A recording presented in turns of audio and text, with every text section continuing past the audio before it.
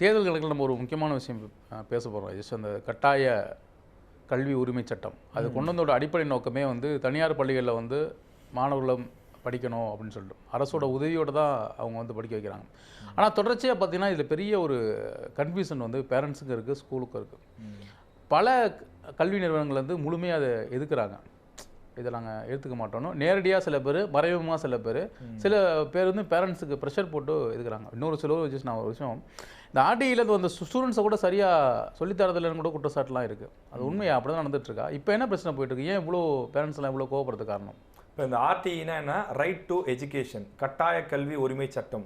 இதை மத்திய அரசு 2009 கொண்டு வராங்க. ஏன்னா எந்த குழந்தையும் கல்விக்கான வாய்ப்பு கிடைக்கலன்னு சொல்லி இடைநிலை கற்றல் இருக்கக்கூடாது, கல்வியை விட்டு விலகி போயிடக்கூடாது.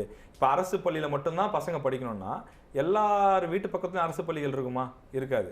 ஒரு 5 கிலோமீட்டர் தள்ளி இருக்கலாம், 6 கிலோமீட்டர் தள்ளி இருக்கலாம். அவ்வளோ தூரத்துக்கு என் குழந்தைய நான் எப்படி அனுப்புறதுன்னு சில பேர் வேணும்னே அனுப்பாமல் போகலாம். அது போன்ற சூழல்களை தடுக்கணும்.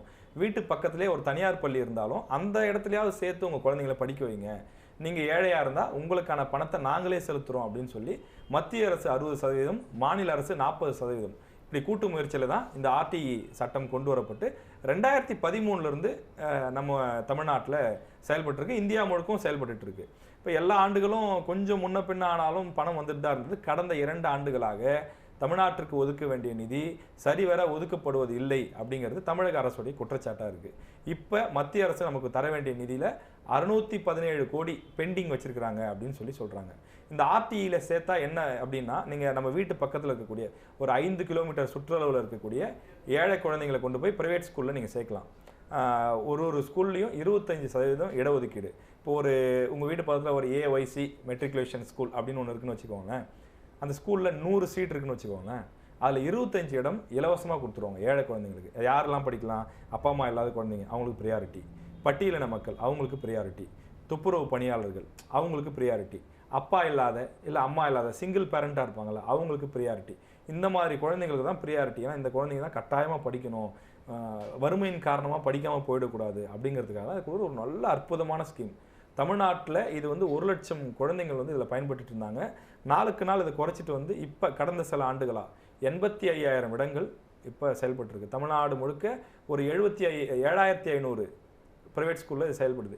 இதுலேயே ஒரு ஓரவஞ்சனன்னு பார்த்தீங்கன்னா, மாநில பாடத்திட்டத்தை சொல்லிக் கொடுக்கக்கூடிய மெட்ரிகுலேஷன் ஸ்கூல்ஸில் தான் இது ஓரளவுக்கு நியாயமாக கொடுக்கப்படுது. சிபிஎஸ்சி ஸ்கூல்ஸில் இது நியாயமாக கொடுக்கப்படுறதில்ல. கிட்டத்தட்ட 90% சிபிஎஸ்சி ஸ்கூல்ஸ் தமிழ்நாட்டிலேயே கூட இந்த ஆர்டிஇ சட்டத்தை மதிக்கிறதே இல்லை. 100% அவன் மட்டும் தான் அட்மிஷன் போட்டுப்பான். ஏழை குழந்தைங்க போனால் ஃப்ரீ எஜுகேஷன்லாம் கிடையாது. இந்த மெட்ரிகுலேஷன்லேயும் என்ன பிரச்சனைன்னு பார்த்தீங்கன்னா, டியூஷன் ஃபீஸை மட்டும்தான் ஃப்ரீயாக கொடுப்பாங்க. ஷூ வாங்கினாலும் ப்ரைவேட் ஸ்கூல் போனால் கம்பல்சரி டை கட்டணும், ஐடி கார்டு போடணும், பேக் வாங்கணும், ஷூ வாங்கணும், நோட்ஸ் வாங்கணும், இதுக்கெல்லாம் காசு வாங்கிடுவாங்க. ஆனால் அதுக்கும் வாங்கக்கூடாதுங்கிறது தான் அந்த சட்டம் சொல்லுது. ஆனால் அந்த சட்டத்தை மீறி தான் தனியார் பள்ளிகள், பல பள்ளிகள் கொள்ளையடிச்சிட்டு இருந்தாங்க. ஆனால் இந்த வருஷம் அதுவும் கூட இல்லை அப்படிங்கிறது ஒரு மிகப்பெரிய ஏமாற்றம். ஏழை குழந்தைகளுக்கு பாதிக்கப்படக்கூடிய ஒரு சூழல் உருவாகி இருக்கு. இப்போ அந்த விவகாரம் கோர்ட்டில் இருக்குது. தமிழக முதலமைச்சர் என்ன சொல்லியிருந்தார் அப்படின்னா, மத்திய அரசு நிதி தரலைங்கிறதுக்காக எந்த ஒரு கல்வி சார்ந்த திட்டத்தையும் நான் நிறுத்த மாட்டேன் அப்படின்னு சொல்லி முதலமைச்சர் சொல்லியிருந்தார். அப்போ இந்த விஷயத்துக்கும் தமிழக அரசு வந்து தேவையான நிதி, அதாவது 40% யூஸ்வலாக கொடுத்துட்ருக்காங்க, 100% நிதியை தமிழக அரசே கொடுத்து கூட இந்த திட்டத்தை தொடர்ந்து வந்து செயல்படுத்தணும். இப்போ விண்ணப்பிக்கவே முடியாத சூழல். ஏன்னா அந்த வெப்சைட் ஓப்பன் ஆனால் தான் நீங்கள் விண்ணப்பிக்க முடியும். அதிலிருந்து தகுதியான நபர்களை தேர்வு செய்து இலவச சீட்டு வழங்கப்படும். இப்போ விண்ணப்பிக்கவே முடியாது. இப்போ ஜூன் 2ஆம் தேதி ஸ்கூல் ஓப்பன் ஆக போகுது. இன்னொரு 10 நாளில் ஸ்கூல் ஓப்பன் ஆகுது. அப்போ எப்படி பண்ணுறதுன்னு சொல்லி யோசிச்சுட்டு இருக்காங்க. தனியார் பள்ளிகள் இந்த கேப்பை யூஸ் பண்ணி கொள்ளையடிச்சு 100% என்ன பண்ணுறாங்க, ப்ரைவேட்டாகவே அட்மிஷன்ஸை போட்டுடுறாங்க. ஏன் கவர்மெண்ட் அவங்க மேலே சட்டப்பூர்வ நடவடிக்கை எடுக்க முடியாது? ஏன் எடுக்க முடியாது அப்படின்னு பார்த்தீங்கன்னா, கவர்மெண்ட்டுக்கும் சில நெருடல்லாம் இருக்குல்ல. இதில் ஏகப்பட்ட சில அரசியல் கால்குலேஷன்ஸும் இருக்குது.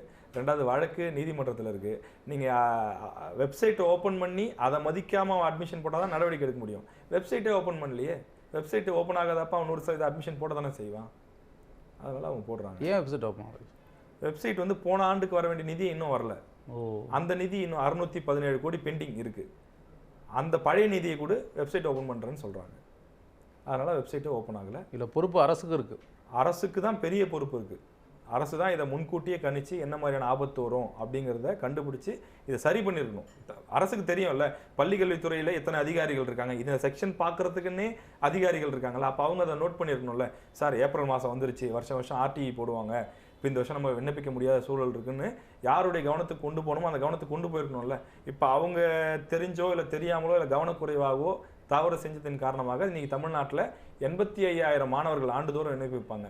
அவங்க இப்போ விண்ணப்பிக்க முடியாத ஒரு சூழல் ஏற்பட்டிருக்கு. அது சரி செய்யணும் இல்லையா? கல்வி ரொம்ப முக்கியம் இல்லை? கோர்ட்டில் ஒரு நல்ல தீர்ப்பு கிடைக்கணும் அப்படிங்கிறது தான் பெற்றோர்களுடைய எதிர்பார்ப்பாக இருக்குது. ஒருவேளை கோர்ட்டில் நமக்கு சாதகமாக தீர்ப்பு வரவில்லை என்றாலும் தமிழக அரசு மற்ற பல திட்டங்களுக்கு பல கோடி நிதி ஒதுக்குற மாதிரி இந்த திட்டத்துக்கு தேவையான நிதியை ஒதுக்கி இந்த திட்டத்தை செயல்பட வைக்கணும் அப்படிங்கிறது. நம்ம ஏற்கனவே சொன்ன மாதிரி பல கிராமங்களில் அரசு பள்ளி எவ்வளோ தூரத்தில் இருக்குன்னு உங்களுக்கு தெரியும். நம்மளாம் கிராமங்கள்ல இருந்து தான் வரோம். அப்போ இமீடியட்டாக பக்கத்துலேயே வந்து ஒரு ப்ரைவேட் ஸ்கூல் இருக்கும். அந்த ஸ்கூலில் தங்கி படிக்கிறதுக்கான, அந்த ஸ்கூலில் போய் படிக்கிறதுக்கான ஒரு வாய்ப்பு உருவாகும். அதனால் இது ஒரு நல்ல ஸ்கீமு. தமிழ்நாடு கவர்மெண்ட் இதுக்கு உரிய பணம் கொடுத்து விரைவாக செயல்படுத்துறதுக்கான நடவடிக்கை எடுக்கணுங்கிறது தான் இந்த நிகழ்ச்சி மூலமாக பெற்றோர்கள் வாயிலாக நம்ம வைக்கிற கோரிக்கை. நிச்சயமாக கல்வி தான் முக்கியம்னு தொடர்ச்சியாக முதலமைச்சர் பேசி வர்றாரு எல்லா இடங்கள்லையும். அடுத்த தலைமுறைக்கு கல்வி ஒன்று தான் நம்மளோட மிகப்பெரிய சொத்துன்னு அவர் செய்வார் நம்புகிறோம். நிச்சயமா. ஓகே, இன்னைக்கு நிறைய விஷயங்கள் பேசிட்டோம். சமுதாயம் சார்ந்த, சமூகம் சார்ந்த, அரசியல் சார்ந்த பல விஷயங்களை பேசியிருக்கோம். முடிச்சுக்கலாம் இன்னைக்கு நிகழ்ச்சியை. நன்றி. நன்றி.